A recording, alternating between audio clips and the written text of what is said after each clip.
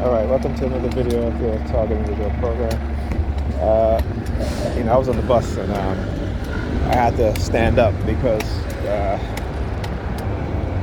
I wanted to see what they were doing outside. I know they were doing a lot of hand signals today. And so I stood up just to see what they were doing on the street as the bus was passing by. All right? You can talk about how they always engage in lies and deception. And again, as a black man, and I can say as we as black men, we got to stand up and push back on the narrative, because our women have totally fell for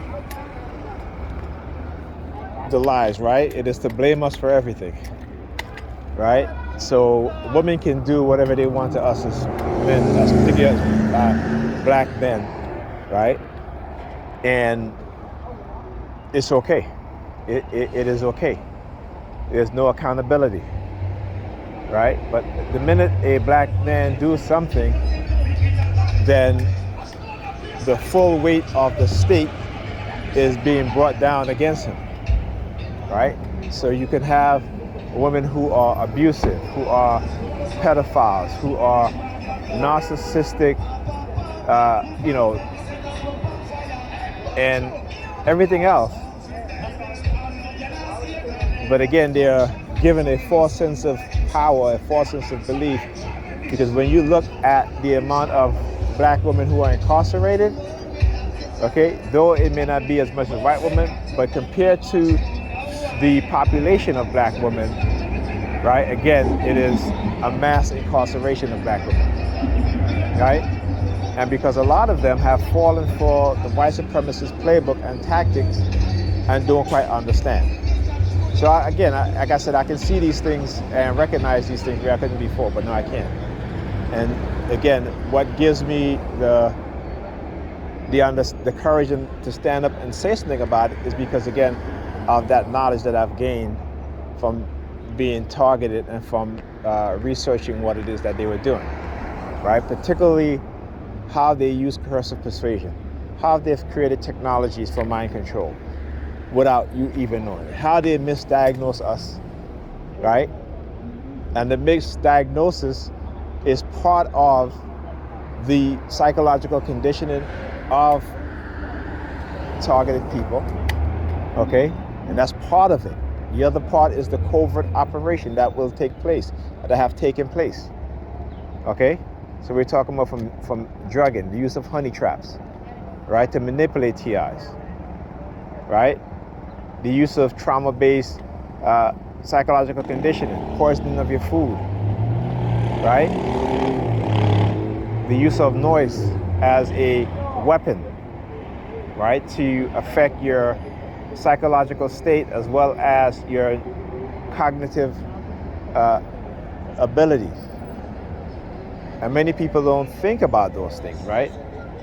Like I said, you can go and look at the FAA studies on noise campaign, particularly when it comes to during the day when children are in school taking tests or what have you, that the constant noise campaign affects their cognitive ability to think, to remember. These things are all documented, but again, because they have conditioned us into ignorance, okay, and they hate intelligent black men, not smart, I didn't say smart, I said intelligent black men, and they'll attack. I talk about Dr. Umar Johnson and the fact that he had spent years trying to gain support so he could build a school, and black people have turned their back on him. Why? Because he don't believe in their Christian religion, because he is more a Garveyite, which we should be adhering to, right? What Garvey taught, right, in the 1920s, right, is exactly what we as a group of people should be practicing.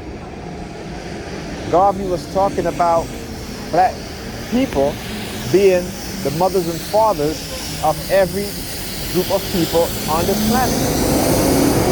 Garvey was talking about the intelligence of black people in ancient time that they built, right, the Great Pyramids. They believe in science. And he was talking about returning to that spiritual practice. And what did they do? They got rid of God. Same thing with Malcolm X. How many people know that Kemetic spiritual science, or Kemetic spiritual system, was a core foundation of Dr. Martin Luther King belief? Though he was raised as a Christian, right? You can find his thesis paper online, in which he talks about how Kemetic belief system influenced Christianity. So he was not, blinded by the truth. He knew the truth, right? And so he used what he learned, right? And he had a deeper understanding, which many people don't even know. So when black people turn their back on their African spirituality, and again, African spirituality is unseen science. Science is seen spirituality. Okay, so in case you don't understand what that means that your ancestors, my ancestors, your ancestors, whether you're white, black, what have you, you all come from African people, from black Africans. Okay, they believe in the science. Without the understanding of science, they couldn't be a spiritual people. And without spirituality, they couldn't be a scientific people. So spirituality as it means today was different from what it means back then. The word spirit, you go look up the etymology of the word spirit, it just means to breathe. So understand how deep of a knowledge they had, that they knew about oxygen, right? The breath of life, right? God breathed life into Adam. And he said breathe, the breath, breathing, right? What do we need to survive?